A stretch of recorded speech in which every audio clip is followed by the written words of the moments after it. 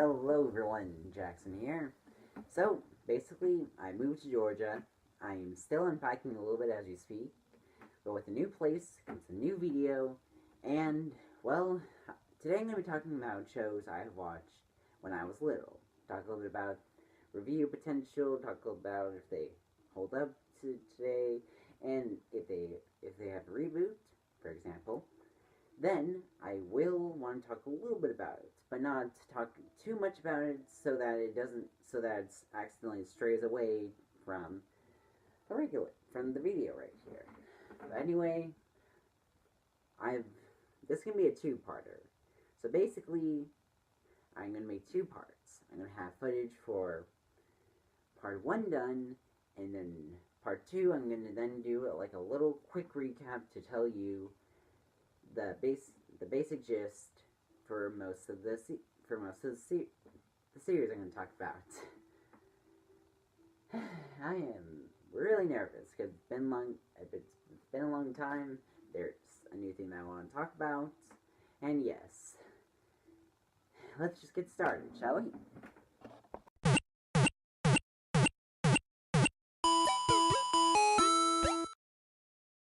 Okay, so the first series is one that I want to get out of the way.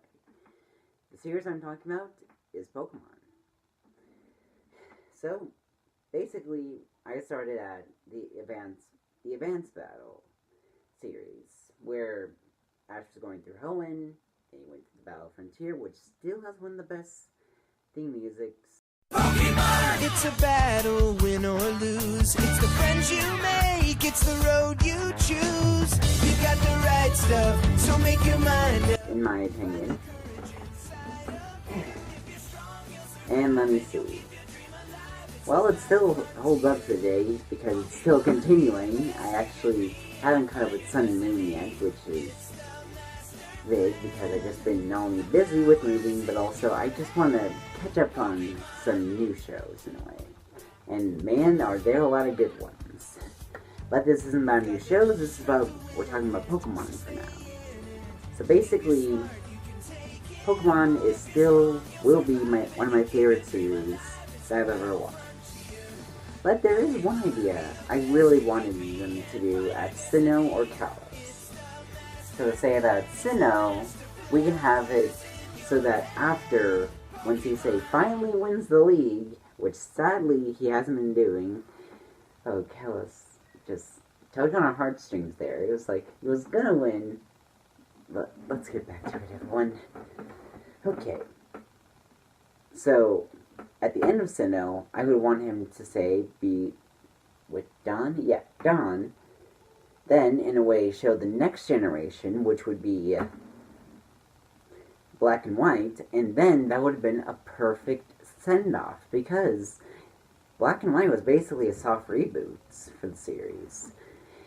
And that would have been a really good idea if you think about it, because not only would it show Ash growing up, but it would also show him, in a way, passing the torch, or passing one for all, to the next user, in a way.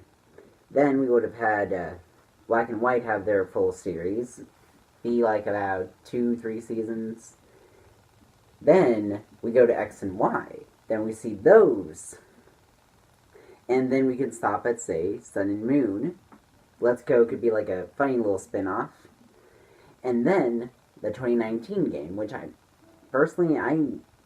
thinking, and this will be something I will talk about during the next one, but basically what I'm thinking is it's going to be a little bit like the Yu-Gi-Oh series, where basically Gen 1 and beyond until 3rd, 4th will be Duel Monsters and GX. Lighthearted, funny, and a little bit known for breaking the rules at times. Then, Gen 5 and 5Ds. Let me see. Gen 6 will be Zexal. Gen 7 would be Arc 5. Gen 8, basically the big generation we're counting on, will be Link Vrains. And let's say I have a big, and I mean big, point that I want to come across with that, but I just want to save it until the next one. Speaking of which,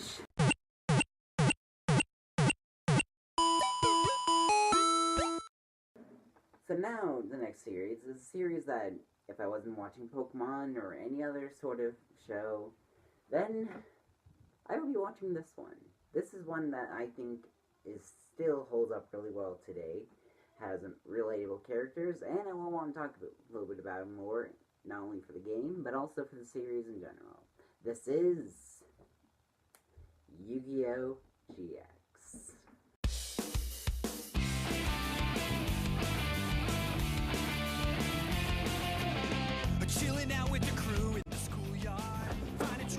Now, where do I start with Yu-Gi-Oh! GX? Okay, so GX based. Oh, I actually have papers here so I can talk about both the sub and the dub in a way. So, it starts with Jamie Yuki, or Judah Yuki, if you watch the sub. It's his story in a way, with friends like Alexis Rhodes or Asuka Tenoji, Cyrus Truesdale, or Shoma Rufiji. I'm sorry that I'm butchering names, I'm sorry. And one of his rivals, and I mean one of his rivals because it feels like he had 3 in the entire series, being Jazz, Bastion, and Zane. I want to say Jesse is more like a Cyrus, more like a friend, if you will. Oh, good point. Jazz Princeton, or Jun Manjinome. I'm still sorry that I'm just butchering names there. But still, it is a great series. And I have to say that while the arcs at times were either weird, dark, or still weird at times, it still holds up a little bit. Oh, now I remember what I was going to say for this video. Season 4. I didn't know there was a season 4. When I was little, I thought there was only 3 seasons. But I found out there was actually a 4th season. They haven't showed it in the US for either maybe how dark it was, or for maybe just 5Ds was coming. But there is something big. Basically, the Yu-Gi-Oh!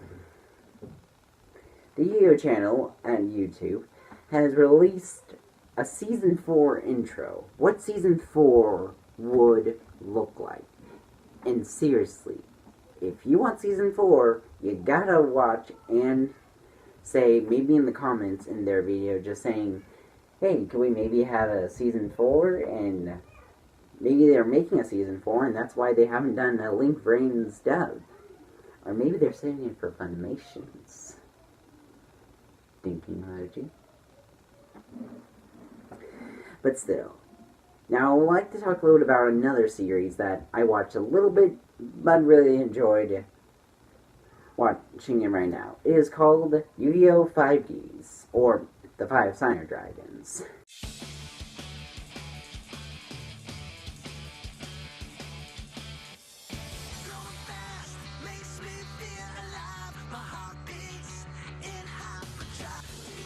It basically had Yusei Fudo, Jack Atlas, as well as the 2 main characters, the Yugi and Seto of the series, with side characters like Leo, Luna, Twins, which I really love to actually see more in series, in any sort of series, Akiza, which is basically, I want to say the love interest, because seriously, the number 1 rule is, if you show a character right next to a girl that will be a side character and will be a main character, then they will become, in a way, a couple or have some sort of relationship.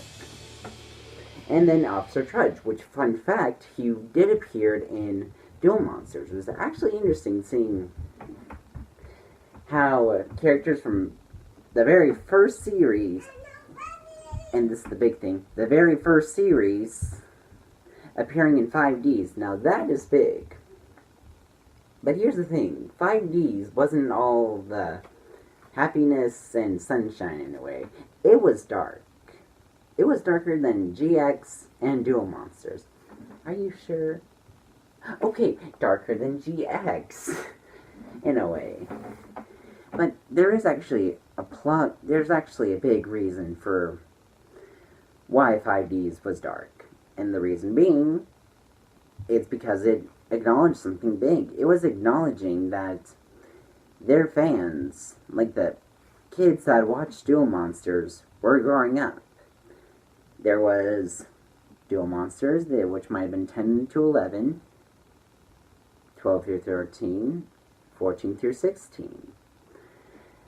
And this is something big, because this actually may prove a little bit of that Konami and or say the person that makes Yu-Gi-Oh! The Yu-Gi-Oh! Series and everything actually pays attention to their fans. Like saying, we know they've grown up, so we're going to make something that's a little bit more grown up, but still stays true to it. It's not the grown up version, because I know a certain someone has put that, used that card a little bit, but still. 5Ds was a really good series, and I really wish they put in the last season, because seriously, they would have made a really good, either money or views with this, because if they did, they would have actually had a lot more people there. Let me see, is there anything I want to talk about in 5Ds? Oh yeah, and there's also another reason why none of the characters shown up. Like, okay, there was Trudge, but he was just the bully of the characters for this first ever series. But I'm going to quickly make this quick. The reason why they didn't was to not only show that they're in a way dead from the big calamity that happened, but also to show that they don't need characters from the first series or second series to be, in a way, a good series. Because seriously, it was a good series. Now, let me see. Oh, and also for a little bit of GX, I've actually forgotten to mention this, but there was actually one archetype that I was a big fan of, the Elemental Heroes. I remember having a card of Elemental Hero Bersternatrix, which is a McDonald's exclusive. And I also remember having like a duel of this. Man, do we feel old. Actually, I think a lot more people feel old from just rewatching the first and or second series. Good point. Good point. So, let's get on with the next one, because I was rambling throughout this segment. So, I don't want to ramble on over.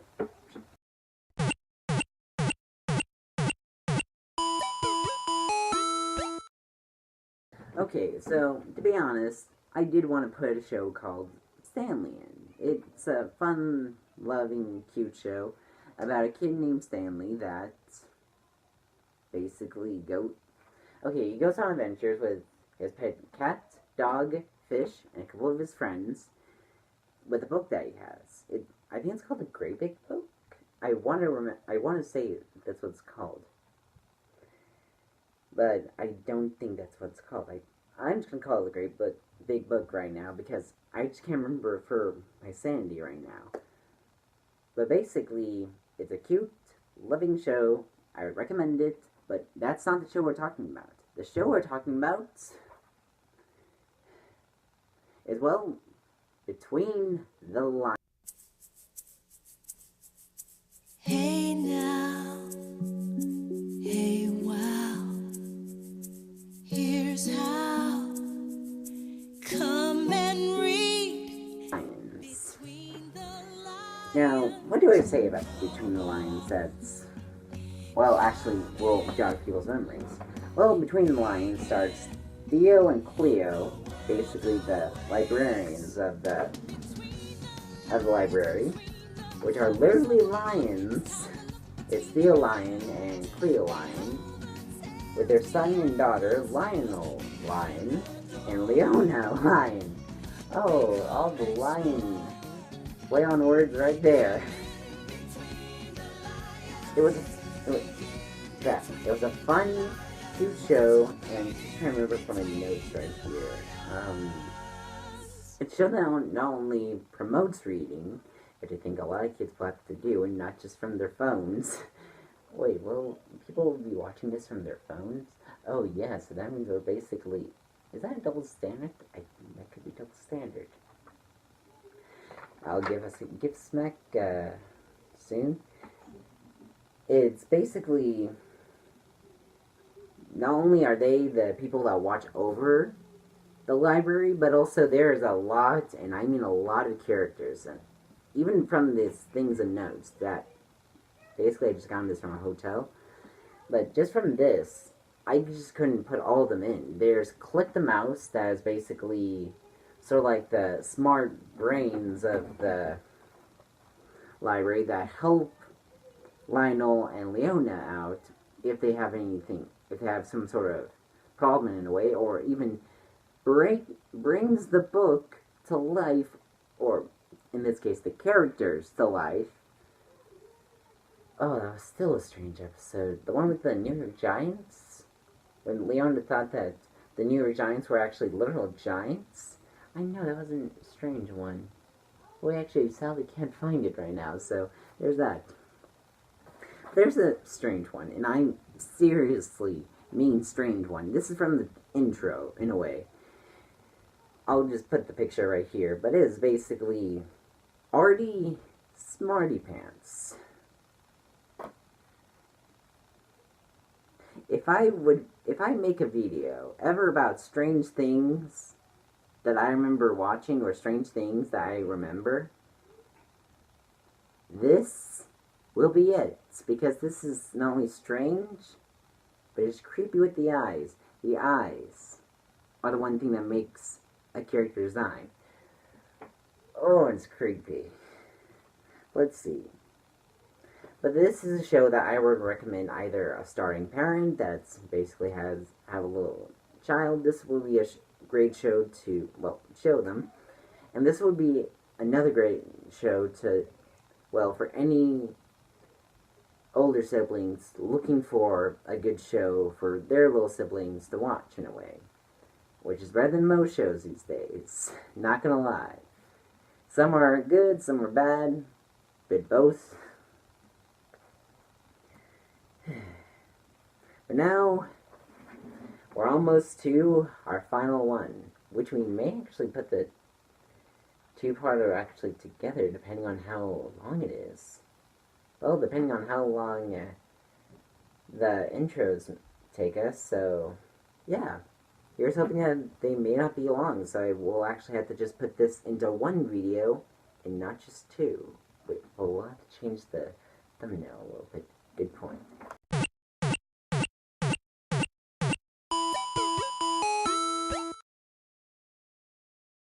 Okay, so the last series that I will want to talk about is called Blue's Clues.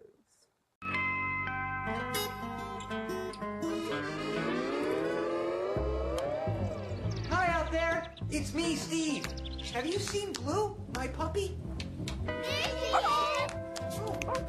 Come on in.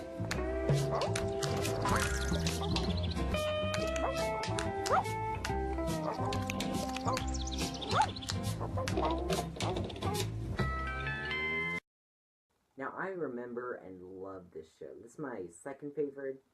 And I put in shows I remember watching. I will tell number one, but let's just say it will bring back a lot of memories. And I mean a lot of memories. One that I would want to forget. Oh, it's not bad, but it's just and it's just one that makes me want to tell myself that you should be kind to your mom when they tell you that you can't wear the helmet because it could have lice in it and she was trying to clean it for you. Oh! You know, a lot of people would be seeing this. I know. Let's get on with it. So, Blue's Clues. Really good series. And I will want to actually talk about the reboot, but I will want to talk a little bit about the characters first, and just talk a little about it. So, the series had two main characters, and the reason why they had two main characters was actually really, really well made. The first character is Steve, which he went on from the first series first season, I was thinking of Yu-Gi-Oh right now. The first season to, I can't remember, I want to say season 3 in a way. Mostly because the actor playing Steve was growing up in a way. And that is actually really clever. By making it so that the character, in a way, say, going to college, that's really well made because that shows how much they care about the actors and not just saying, oh, we're gonna say bring in this new character and not even tell the other person because he knew that he was growing up. So he wanted a new person, like a new person to pass the torch on for the series. And that is really respecting the actors. But then another one was Joe. Yeah, Joe. Where he was basically sort of like the younger brother. Yeah, younger brother. And this was actually big because if you think about it, in a way, using family to pass that torch is still a really good idea. I don't know if they're related in real life, but still a great idea. And had, well, the main character, Blue, in Blue's Clues, helps the two people, Joe or Steve, understand with a little game called Blue's Clues. Oh, please give me a minute. Oh, pardon me, feels old now. But, gentlemen, let's please get this done so this will finally, in a way, wash over. Now, you see, Blue's Clues is a game where, basically, they have to find 3 clues in order to, say, find out what Blue needs for the day. For example, what treat she wants to have, or where she wants to go, or it really depends on what they want to do. It's just insane. They also had a lot of big side characters with Mr. and Mrs. Schultz, Paprika, Cinnamon, Mailbox, Side Table, Shovel, Pail, Slippery, Soap, and Tickety Took. I never knew the... Okay, now just reading the names out loud and just thinking about it, this show had a lot of puns in it and a lot of play on words. And there's actually another show, everyone, that has another group of puns, which is still seriously insane.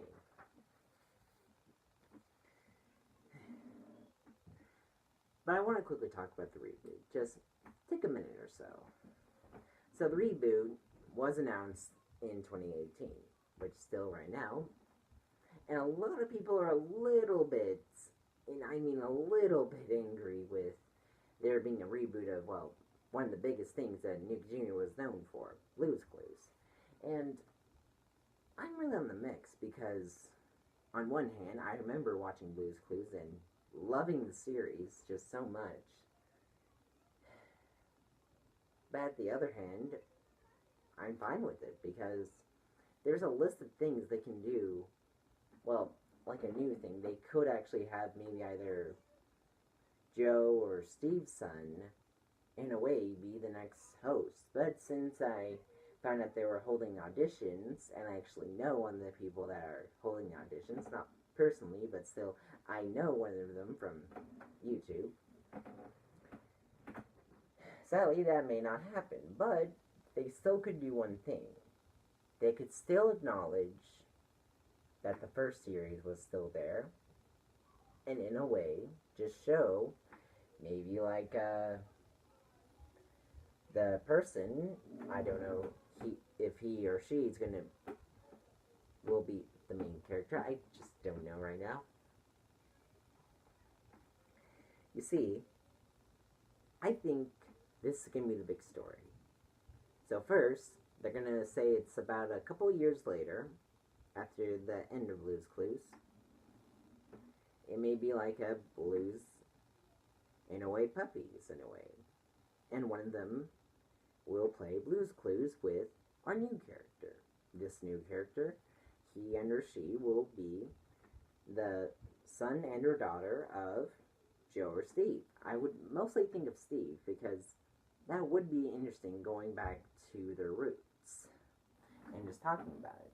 And now, since I did about an hour, a minute and 30 on this, I just want to quickly say they could talk a little bit list of things about here. And seriously, there is just so much. I just can't list all of them. But I think the one they can do is say like a. Wow. I actually forgotten off the top of my head. Well, you want to get on to part 2 and just do the quick recap, if you will? We should do that. Well, and before you say, I have a new subscriber, but here's the thing. I want to save it for the end of part 2 because I really want to take time to say thank you to him.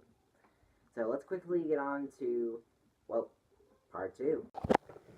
Hello everyone, Jackson here. So, before you get to the two-parter, which I'm going to be getting the two-part started as soon as possible, you see, I just want to do a quick little shout-out because we got 2 new subscribers. I want to say thank you. It's not fully an honor, but it's a pleasure for these 2 subscribers to be, well, a fan of my work. The 2 subscribers we have are Katie Wilson and Dominic Bess. Thank you for subscribing, and here you go, your sub sandwich. Now, before you fully watch the second part, I want to quickly say something. So, for my videos, I will do 2 analytical ones and 1 just for fun. I think that will be a perfect balance because I don't want to get burned out. I don't want to be someone that does all analytical videos, but just do some fun ones in a way.